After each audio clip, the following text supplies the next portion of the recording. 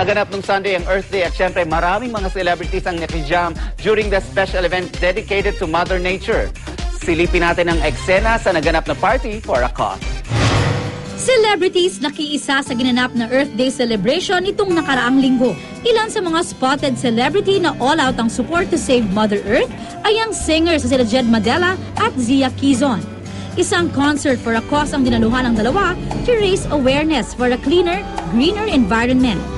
We're just trying to get together and raise awareness for the environment, and sa concert din namin we're trying to incorporate tips for greener living, just normal everyday things na kay simple lang pero talagang it helps in a big way.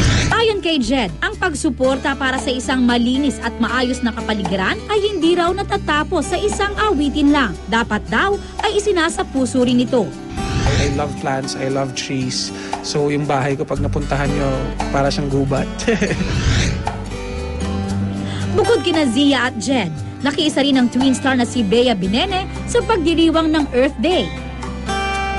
Katulad ni Jed, mahigit 6 na taon na rin niyang isinasa puso ang pagsuporta sa mga ganitong advocacy. Volunteer si Bea ng Harry Bon Foundation kung saan nagbibigay sila ng kaalaman tungkol sa kalikasan through a mobile classroom. Nag-start kasi to nung sa Quezon, yung sa Bagyong Winnie and Yoyong. So nag-tree planting kami doon. Super nagulat nga ako kasi as in super devastated yung lugar, and then sobrang maputik kasi yung hanggang almost tuhod na yung putik. So super mahirap, and doon ako wake up call ko, parang doon ako naging aware. Dagdag pa ni Bea, fulfilling daw ang ganitong uri ng trabaho.